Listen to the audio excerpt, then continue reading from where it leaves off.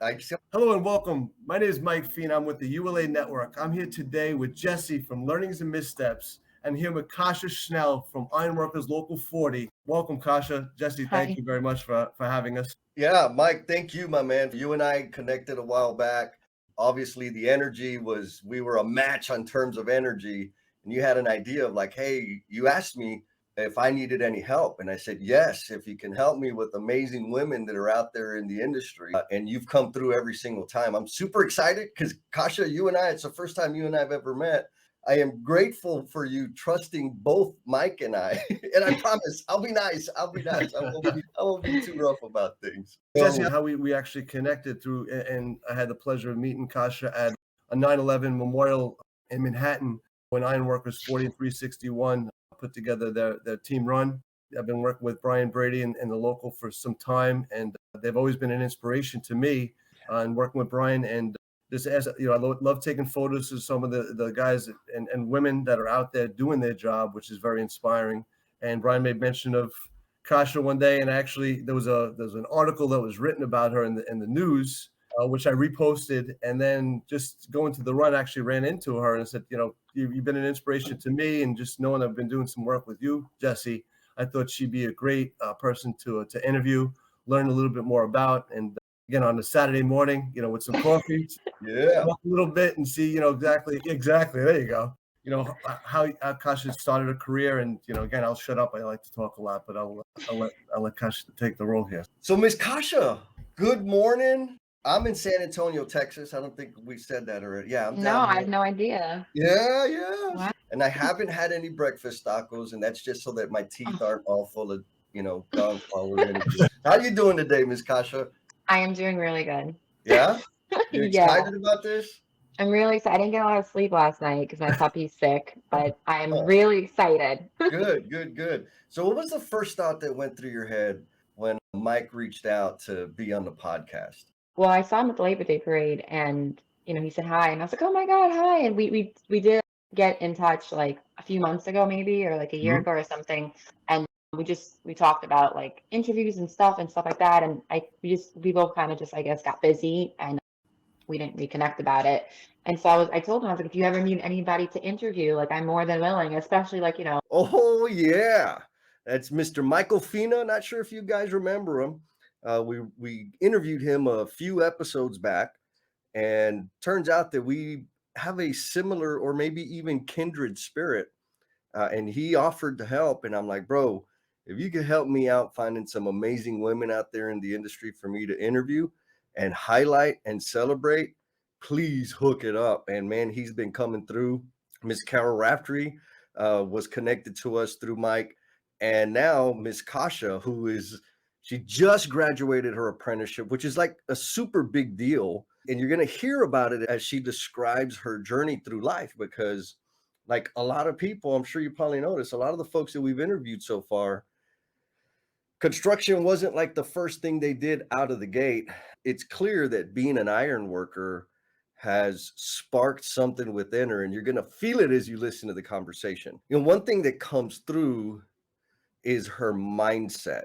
And it's interesting because I don't doubt for a second that the mindset she has been within her for a very long time. She talks about her parents and how they instilled a sense of courage and a fierce sense of independence in her. But she talks about how there was a period of time, a couple of different careers that she was working on, that she just wasn't all there, like fully present, until she started working in the trades. And then she reveals to us like her ultimate dream.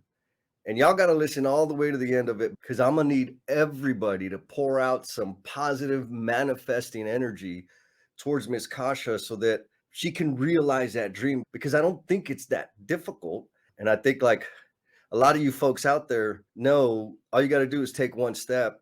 And when you got momentum and you got support from a community, it makes that step much less scary. So let's help her out. Speaking of helping one another out, got to give a shout out to our patrons out there that have been contributing. I don't know if y'all been looking at the YouTube post yet. There's some new lighting going on. I've got some new whiz bangy gadgets that I'm just having so much fun redesigning this poor room but it's a good time. So patrons, I appreciate y'all for contributing and continuing to be supporting us with dollars, baby, because it's them dollars that buy the things, they pay for the things. And also I want to shout out to all the freaking awesome people that came to the Lean in Love book signing that Miss Jennifer Lacey and I had in New Orleans just last week. Today's October 24th. It could not have been better. I mean, we had people in from Finland. We had people in from all over the country. Miss Lynn commented that that experience was just a room filled with influencers, with people that are contributing and pouring their time and energy into making this industry a better place. So love y'all very much for showing up. I hope y'all appreciated the signatures. Apologies for not spending a whole lot of time. We kind of got missed out a little bit on all the socializing. Super grateful to y'all. I'm gonna stop talking now. We're gonna get you some more Miss Kasia, and I'll see you on the other side of the conversation. I've been interviewed a few times already, and I think it's so important to, like, tell people about ironworking, and I personally didn't know about ironworking until I was 27. I think I'd heard about it little, but I was like, oh, I'm a girl, I can't ironwork, and my friend, he's an ironworker, he kept telling me, just take the test, and I was like, no, and then that was when I was like 24. And anyway, so I'm really excited to do this interview. But yeah, Mike's awesome, and Brian Brady, told me about Mike and everything, and I think he does a lot for us, and a lot for unions, and I think it's amazing. But what I love, and like this is the whole purpose of this podcast, right? Is to help people become aware of like the multitude of amazing trades that are in the industry, which are like 100% careers, Kasia. And you said you were 24. Did you say you were 24 or 27 before you like got into it? So I heard the words ironworking suggested as a career to me when I was like around 24 from my friend, because he's an ironworker, his brother's an ironworker, and I honestly was just like, there's no way. Like an ironworker, I don't even know what that is, but it sounds like it's like some like, black men, and that's it, and there's no women allowed. It's an all boys club. That's what I thought, Yeah. He kept telling me, he was like, no, just take the test, and I was like, no, and then like just to get into the story now, I went to college. I got my degree in political science, the minor in criminal justice at John Jay College, and I wanted to be a lawyer. I was like that. I'd be great at arguing, and my mom always said you should be a lawyer, because like my argument, I present things and whatever. And so I was like, I'm gonna be a lawyer. So I went to college. I got this, degree, and then I get out of college and I have an internship with a law firm, and it was a really good law firm.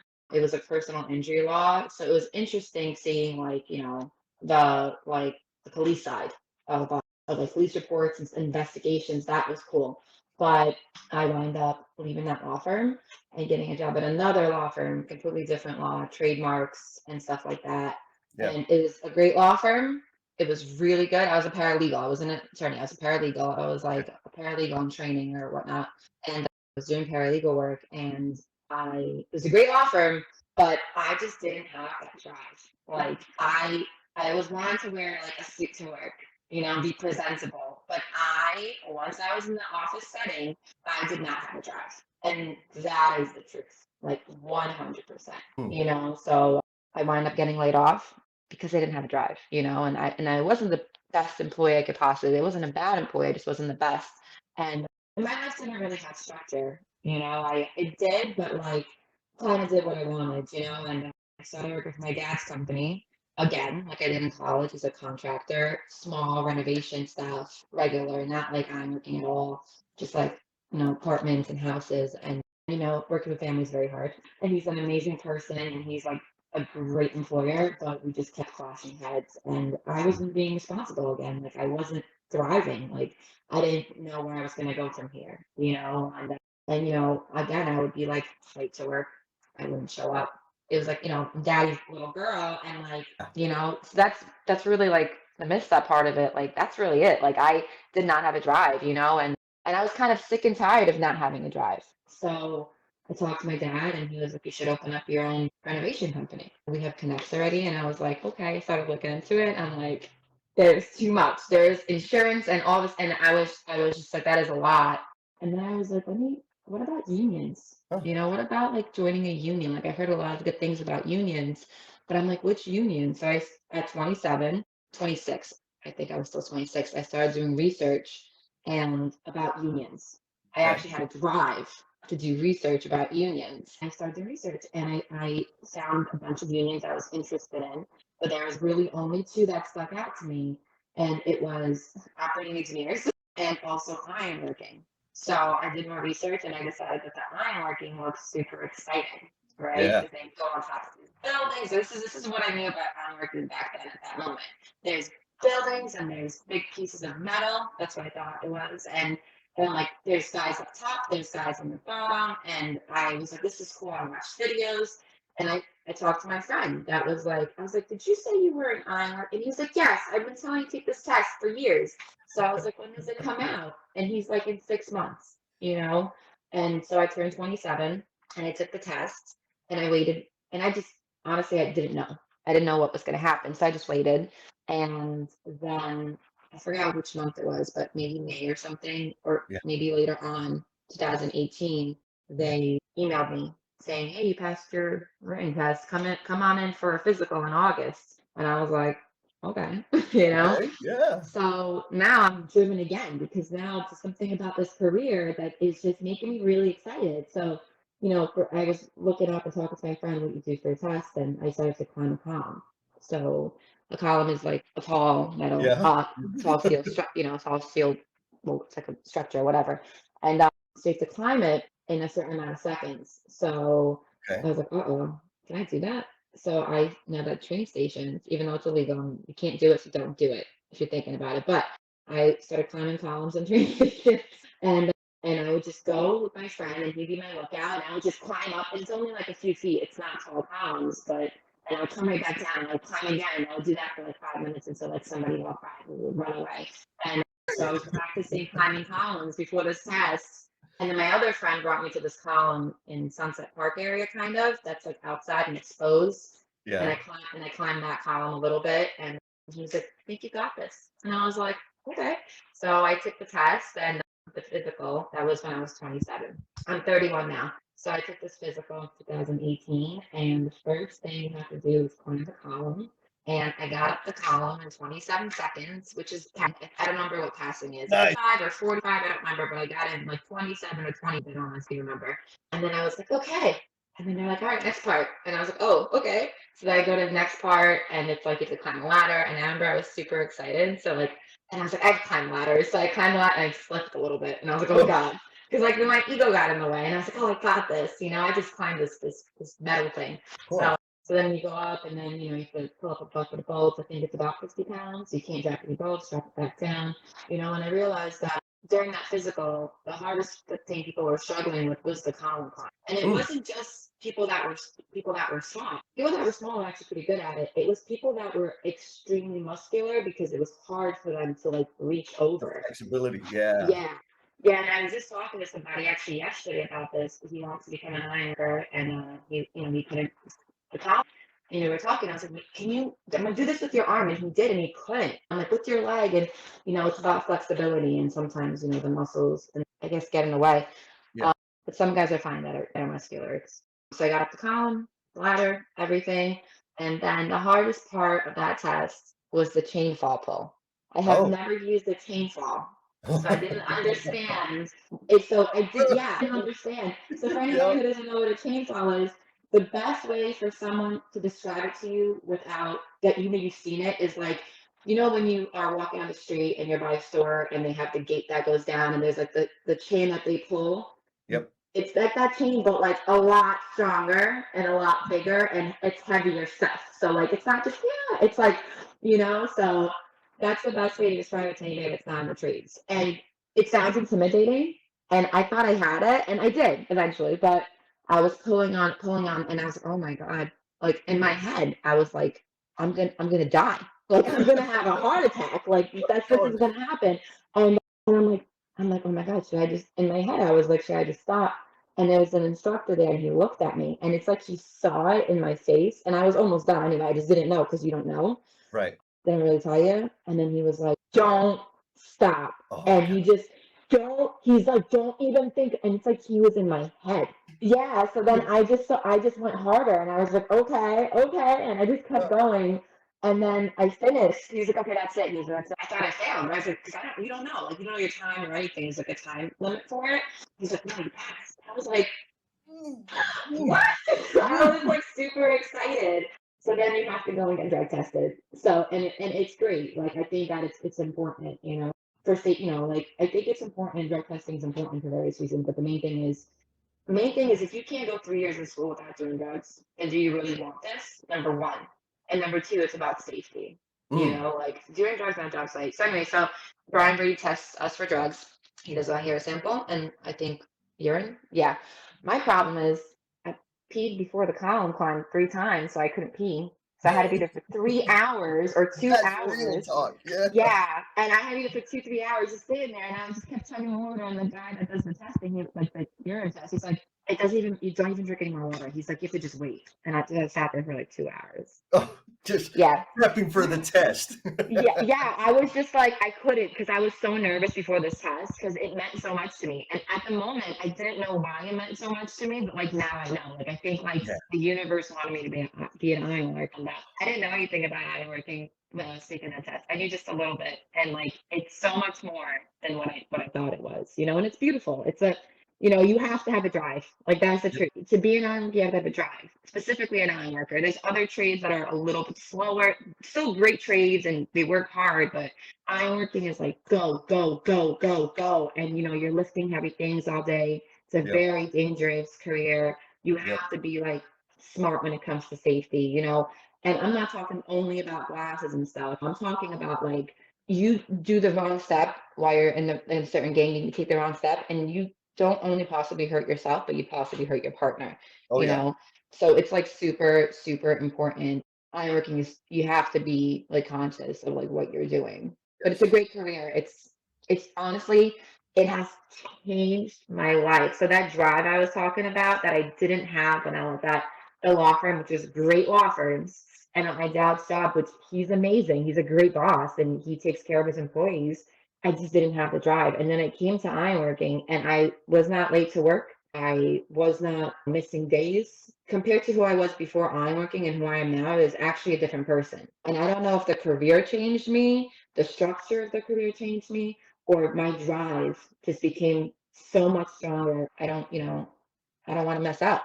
What I love, and I'm going to use this as a data point to prove a theory that I have, is you went to school, right? You're working a law degree, you had the job working with the lawyers in the paralegal office, and there's this thing that we think, or I think we tell our youth, you need to go get so you can get this like fancy job. Maybe it's not a fancy job, but it's like a more traditional job. That's Yeah. probably better words, right? A more traditional job that they were all fully aware of. And then we get in the environment and discover like, ooh, this is not for me. And so the theory is this, and it's part of the reason why I'm so passionate about this, is I think folks like you and I, we thrive under certain conditions.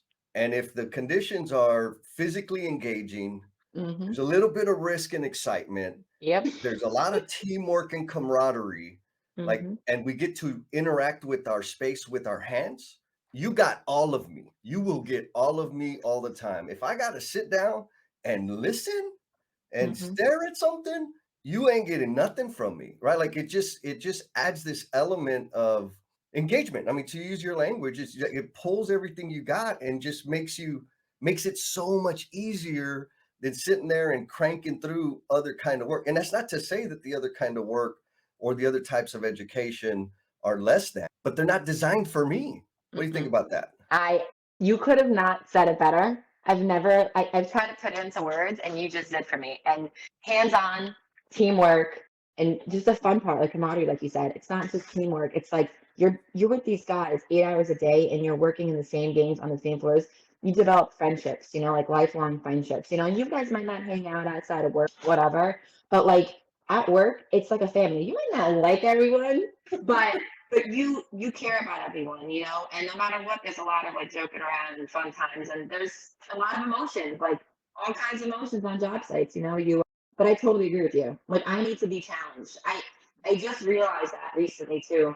I can't just stop at one thing. Like I just graduated my apprenticeship. Yes, Yeah, congratulations. this like last week, right? So it Wow. was an amazing experience, and I just feel like I'm excited to go work and everything, but I just feel like I need a new challenge. Like I don't know why, but like I'm still doing this. This is great, but like I need something. Like I don't know. It could be anything. It can be like a workout regimen, something, right? Yep. But I just feel like I need a new challenge in my life, and that's like it's so funny for that because I was just thinking like, what's wrong with me? Like what is wrong with me? Like I just did this hard thing for 3 years. 'Cause it's not easy, right? Yep. It's not super hard if you're willing, 3 years of iron working, but it's like you go to work in the morning and then you go to school either 2 nights a week on Saturdays or depending on what year of school you're in, and then you go to school after work. And school's in Queens. And I lived in Brooklyn and then Staten Island and whatnot. So it's not super close, Yeah. and you get home, it's like 11 o'clock. And then you be up for work at 4 or 5, like depending on where Yep. you live, maybe even Yep. 3:30. So, and just in general, like the job, again, ironworking is not a career for people that aren't like don't want to like just go, Yeah, you right? can't Like just go through the motions. no, You you got to need be to be committed. like, yeah, you need to be that person, that apprentice that comes on the job site and is like, okay, what do I do? What do you want me to do? You're Yeah. fire watching? Okay, when you're fire watching and you see a foreman walk by, first of all, don't be on your phone, right? You watch Yeah. for fires, and then you say, is there anything I can do in the meantime? Can I learn something? Can I do something? And you know Yes. what they gave me? They gave me a rope and said, learn how to tie knots. So I would Oh, watch, yeah. So they would teach me a knot, like a knot a week, and I would learn how to tie it. And I would be watching, fire watching, because you can't really do much else. And when I first started, I was doing push-ups like a crazy person. I don't know why. I'm just like, all right. But yeah, and it's like you have to be that apprentice when you first start that's going, and wants to learn, learn, learn. If you come on the job saying you got like, you're in for 6 months, you're apprentice, and you think you got it all, you don't have anything, and we're continuously learning. yes. If somebody says, if somebody's any trade and they're like, I know everything, it's impossible.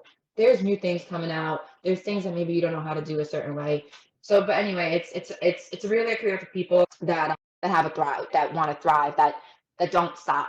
Yeah. Like you said, like we have to just keep going. Like we're just those people, and that made the way you said, I can't even say it now, but it made a lot of sense to me. Good. We got it on. We got it recorded. So, Thank so man, there's a few things, and I don't want to lose track of them. The one that's really sticking out to me is this drive or this appetite that you have or that you've discovered, right? Because it Mhm. sounds. Correct me if I'm wrong, but it sounds like when you were going to school and you got that first job as a paralegal, that it was kind of like you're just kind of wandering, meandering through life. Mhm. And then bam, you did this apprenticeship, you were practicing climbing columns, which I think is amazing. You're working out like you're totally like you're lit up. And now you just completed your apprenticeship. Congratulations, by the way. That's Yeah. phenomenal. And you're kind of like, what's next? What am I going to do next? And so with all of that, one thing that I've seen a lot in our fellow trade workers out there is by doing the work, you kind of develop this weird sorcery of knowing how to figure things out. Like Mhm. whatever it is, give me some material, give me some tools, and I'm gonna make something happen. Mhm. And I think that skill is transferable in so many areas of our life, right? Because think about all the craft workers that you know that have started a business of their own or have a little bit of a side hustle going on, or they're doing started some new nonprofit to help benefit people in their community. And so with that, like what is this next thing, whatever it is, I know you probably don't have the name of it or know what it is, Mm-mm. but what's that other kind of weird little idea that you've had in the back of your head and you said, I don't think that's very realistic. You got anything like that going on? Well, like there's a few things that so like, when I first you know what? I need a second. I need a second because it's I always so you mentioned communities, right? And like Yep. this is something I'm probably not gonna do because we've tried the office work and Yep. it's not I just I know about like some law stuff, but again, I wasn't a lawyer. I was training to be paralegal. I was like an assistant paralegal, but basically a paralegal. But I always had a thing for politics, right? Ah, So I always was like, maybe I should somehow get involved in my community. And they were talking about that actually at our last union meeting. So one of I don't want to lie to you because I don't know what the guy's name is or what really he's doing, but he's I think on the community board. I don't know for sure in the Bronx where he lives, and they talked about it at the union meeting, and he's an iron worker. So you were talking about it, and I was like, wait, ironworkers, we can still do that? Like we can be like involved. So like that definitely brought something back in my head because I was always like interested in politics Okay. and like volunteer work, by the way, I think is super important, like for everybody. Like I don't care which thing you volunteer with, but like I volunteer at animal rescues specifically too. One most recently, and I was going to school and I was volunteering and I was barely sleeping, but it made me feel whole, you know? And Yes. it made me Yes. feel whole. It made me feel like right inside, you know? So that's also a big thing for me. So I do volunteering. The last few weeks I haven't been able to because it's just been insane with like everything in life. But it's just now I'm like, I want to. Like now it's like find some free time just so that you can go and like clean up animal poop. Like it's weird, but I love it. And Yep. like you're saving animals and you're helping. So that's my thing, right? But I Yes. think that that's super important too. And I think it kind of all goes together, sort of with like definitely with community, but like sort of with politics. You Mhm. know, so I don't know if I can somehow intertwine that one day, but that's definitely something my dream in life. I will tell you what it is Tell if me. you want to know. Okay. I want to open up an animal rescue, but when I retire, I want to have an animal rescue. I don't know if it's going to happen, but that is something that I want. Like that is something that I've always wanted.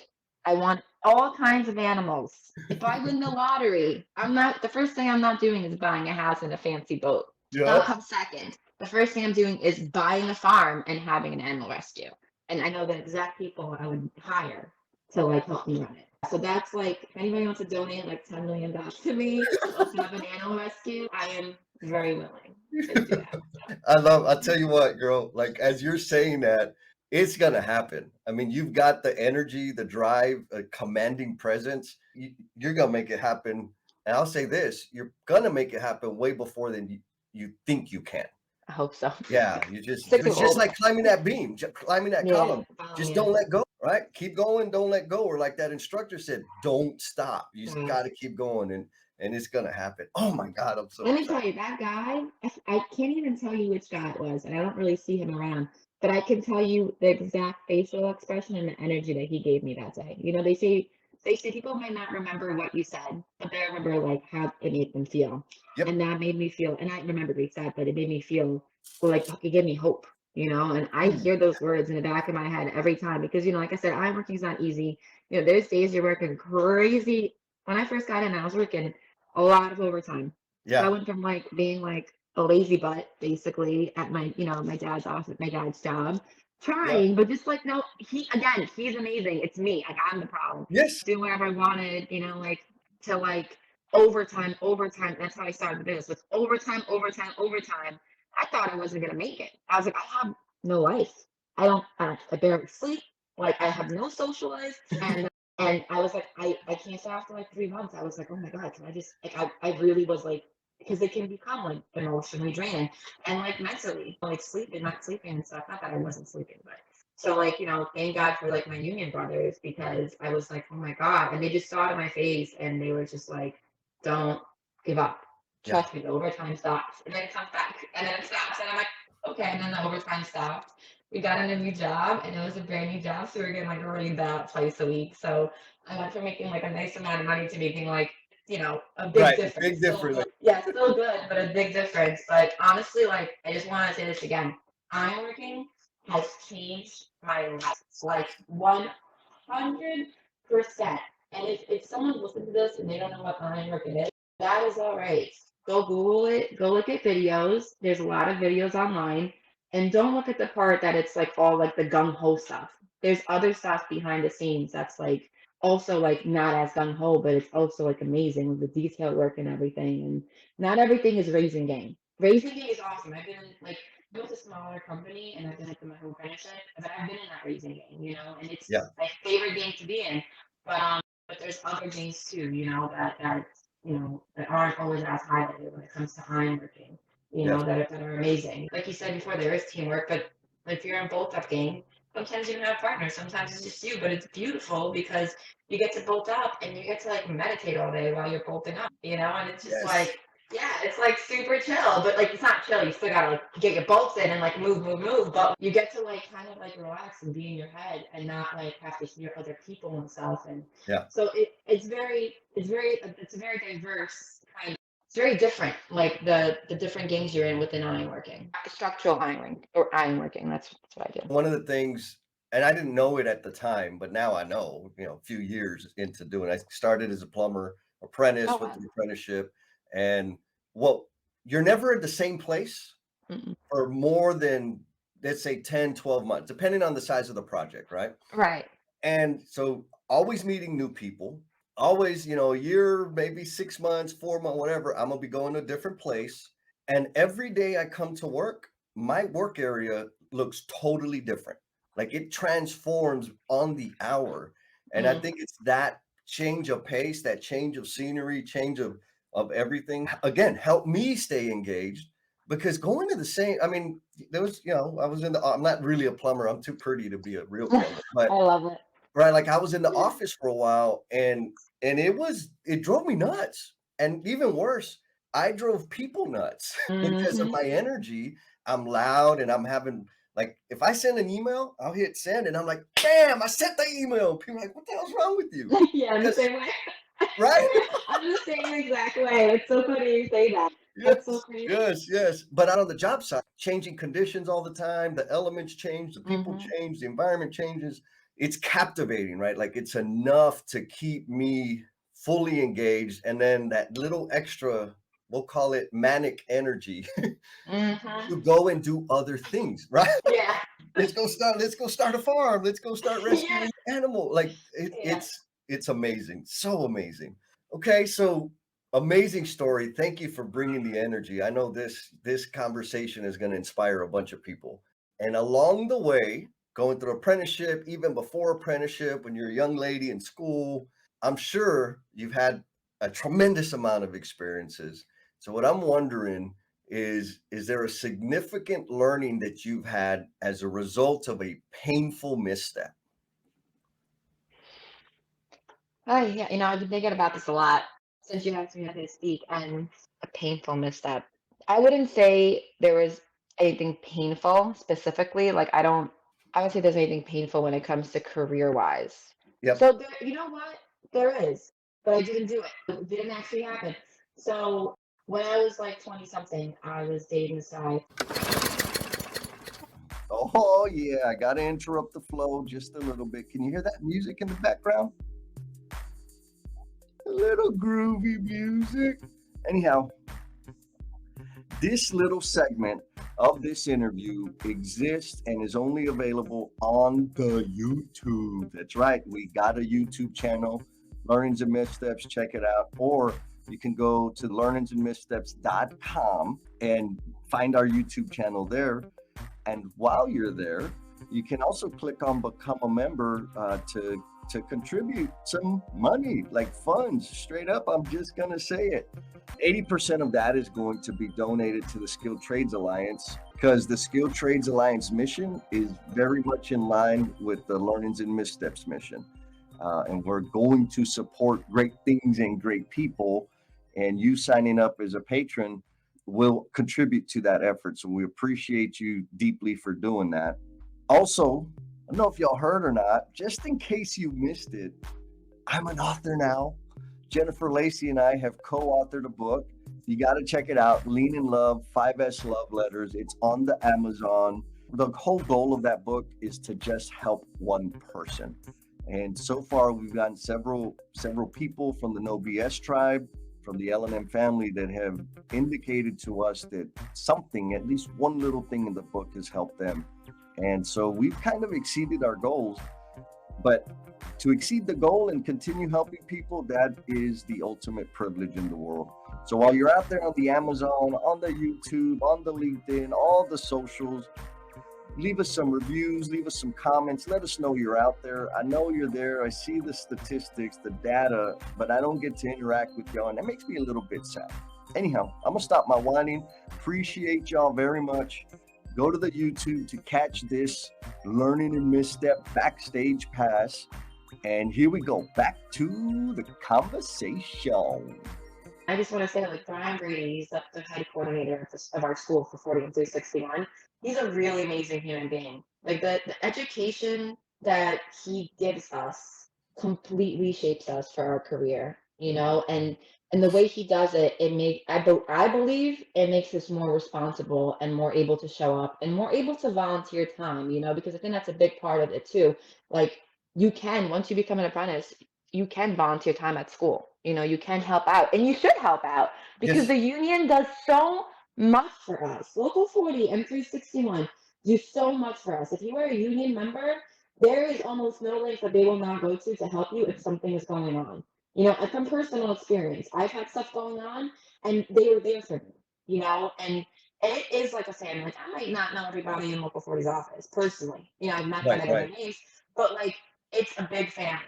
It's a huge family. There's guys on other job sites that don't know me, but like, I know that if anything ever happens, like, they would be there. If there was a situation and, we were all on the street and somehow they saw me getting hurt, I know they would step in, like, I know no matter what, it's like a big family. And just in general, the union and Brian Brady does so much for the apprentices and so much for the iron workers and the journeymen and stuff. And it's just amazing. I think that's a big thing of too, like, why people should thrive more when they're an iron worker. Because it's not just like, yeah, you get paid great and it's like, go enjoy your life and work for us.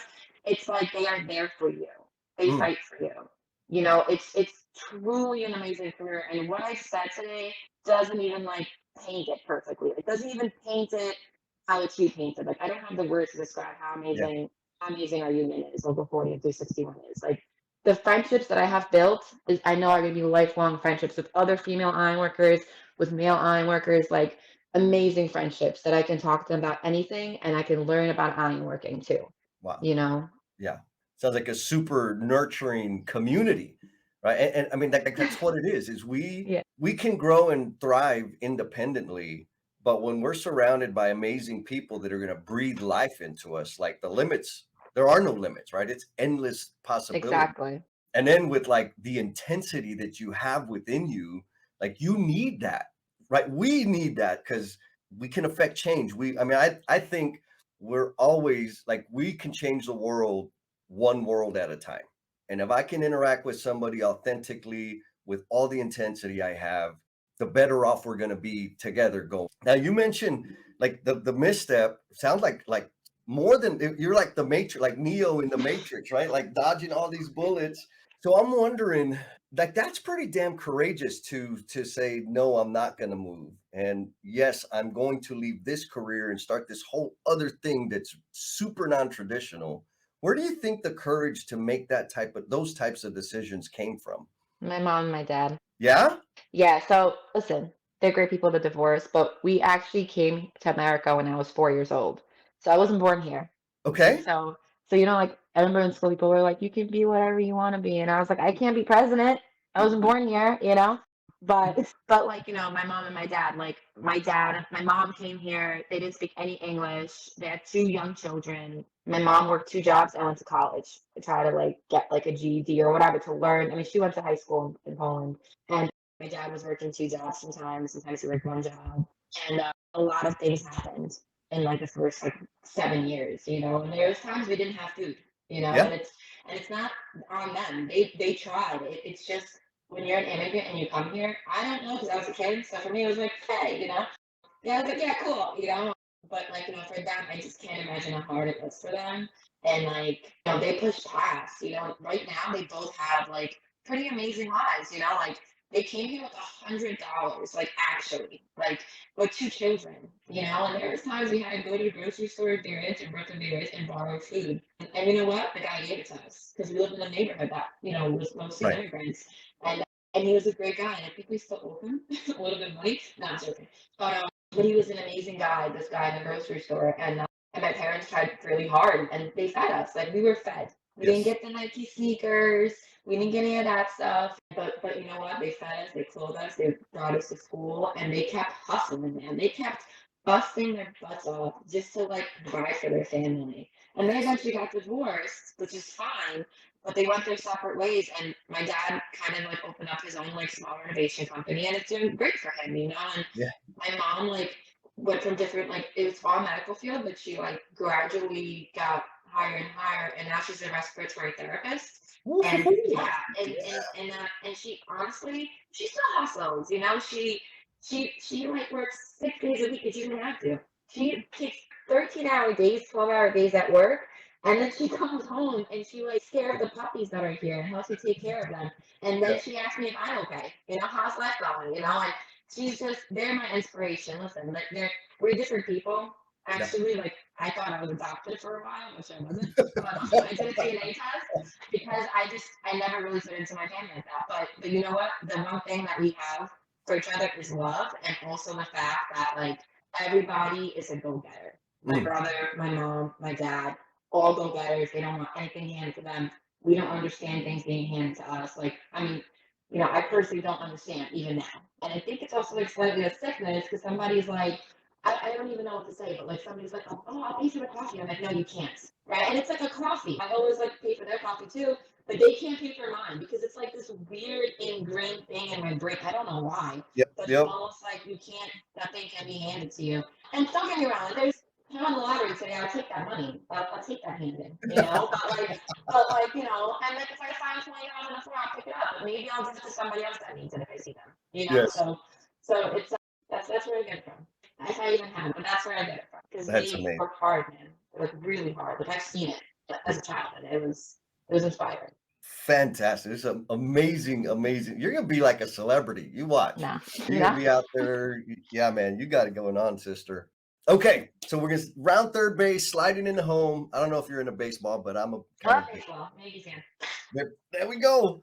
Didn't somebody just break a record? I don't know. I haven't been watching. I haven't no time. I've been so busy. Oh, that's right. You've been too busy working. Focused. I got it. And also, like, you know, with the graduation and everything, getting ready for it. And we got a new puppy like 2 months ago, and he's crazy right now, and he's sick right now. So it's been like intense. You got a lot going on, but you need it, right? You need that. Yeah. You need that activity, so it keeps you going.